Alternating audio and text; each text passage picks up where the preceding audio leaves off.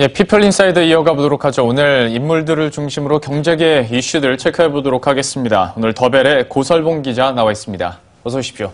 안녕하십니까. 안녕하세요.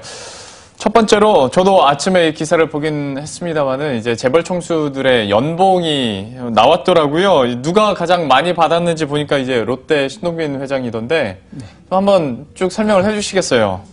네. 주요 그룹 총수 일가 중에서 지난해 가장 많은 연봉을 받은 사람은 신동빈 롯데그룹 회장이었습니다. 신 회장은 롯데지주, 호텔롯데 등 9개 회사에 등기 임원으로 등록돼 있는데요.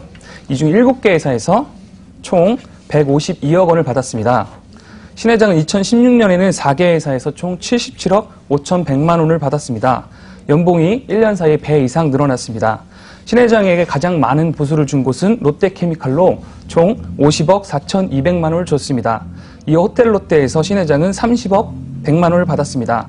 롯데케미칼은 석유화학 시장 호황의 영향으로 작년에 2조 9,276억 원의 영업이익을 달성하면서 사상 최대 매출을 올렸습니다. 예. 참 현실성 없는 연봉이죠. 152억 3,300만 원인데 이외 주요 재벌 총수들의 연봉은 또 어떻게 나타났습니까? 예, 신 회장의 뒤를 이어서 정몽구 현대차그룹 회장이 총 80억 900만 원을 받아 2위를 기록했습니다.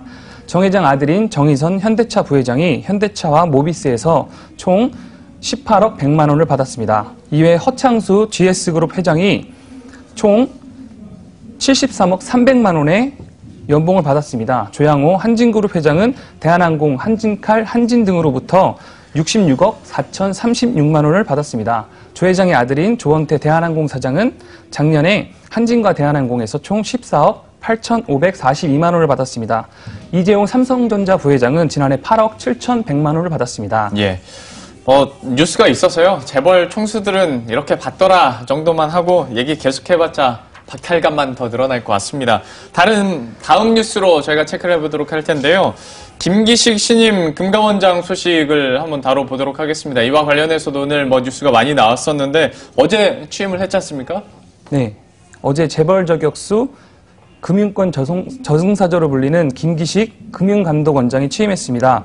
김 원장은 이날 취임사를 통해 앞으로 금감원이 나아갈 방향과 크게 소비자 보호, 우선 금융감독 정책의 분리, 금융감독의 일관성, 재벌기업에 대한 금융감독 강화 등 4가지를 제시했습니다. 예.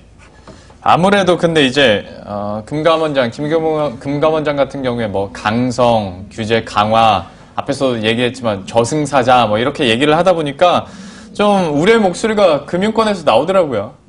네, 김 원장은 우선 은행권의 예대 마진을 두고 약탈적이라는 표현을 썼는데요.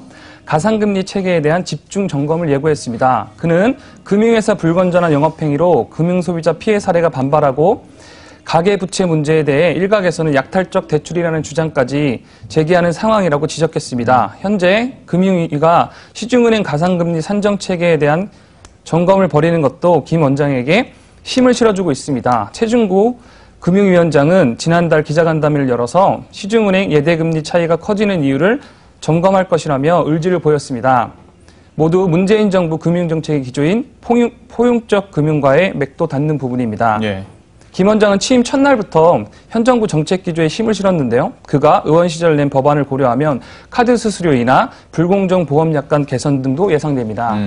금융권에서는 좀 걱정이 될 만한 스타일이겠으나 과연 이외에 대기업 집단에서는 또 어떤 반응을 나타냈을지도 좀 궁금해지는데 어떻습니까? 네, 아울러 보험사 등을 소유한 재벌 기업에 대한 금융 감독을 강화할 것이라고 그런 관측도 뒤따르는데요. 김 원장은 취임사에서 감독 업무를 수행할 때에는 일관된 일처리가 필수라며 금융사의 금융소비자가 감독 업무에 대한 예측 가능성을 높일 수 있도록 금감원에 신뢰할 수 있다고 말했습니다. 일관된 일처리를 강조한 것은 예외를 두지 말라는 의미로 해석됩니다.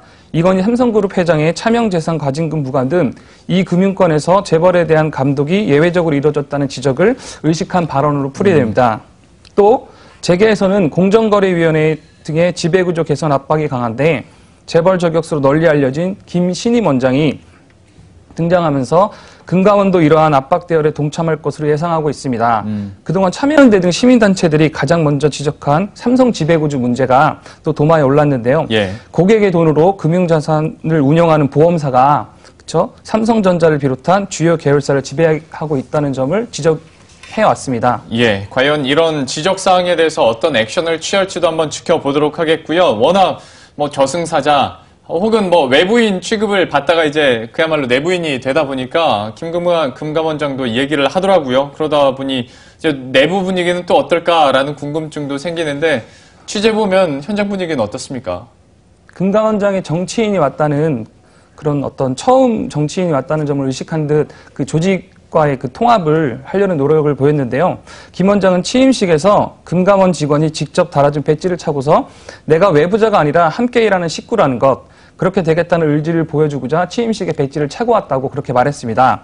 그러면서 함께 일하는 동료로서 생각해 주시길 바라고 든든한 법, 방패막이 조력자가 되겠다고 최선을 다하겠다고 말했습니다. 또 김 원장은 취임식이 끝난 후 기자들과의 간담회에서 저를 너무 한쪽 방향으로 모는 경향이 있는데 그 한쪽 방향으로 몰지 말아달라고 그렇게 얘기를 했고요. 참여연대나 야당 의원 시절엔 그 역할이 있었다고 분명히 얘기했지만 금감원장으로서 역할이 또 있다고 그렇게 말을 했습니다. 또 국회 정무위 시절 자본시장과 관련해서 중간에서 많은 규제를 풀었다며 앞으로 자신에 대한 경계에 대해서 시선을 덜어내달라고 그렇게 말했습니다. 예, 앞으로 또 어떻게 운영을 해갈지도 한번 계속 지켜보도록 하고요. 바로 다음 인물로 넘어가 보도록 할 텐데 현대중공업의 정기선 부사장 얘기를 해보도록 하죠. 현대 로보틱스 주요 주주로 올라섰다는 뉴스도 나왔어요. 여기가 어떻게 된 건지도 한번 개괄적인 설명해 주시죠. 네, 현대 로보틱스와 KCC는 지난 29일 공시를 통해서 정기선 현대중공업 부사장이 현대 로보틱스 지분 총 83만 1,097주를 확보했다고 공시했습니다. 총 지분율은 5.1%입니다. 이로써 정 부사장은 아버지 정몽준 아산재단 이사장, 국민연금공단에 이어서 3대 주주가 됐습니다.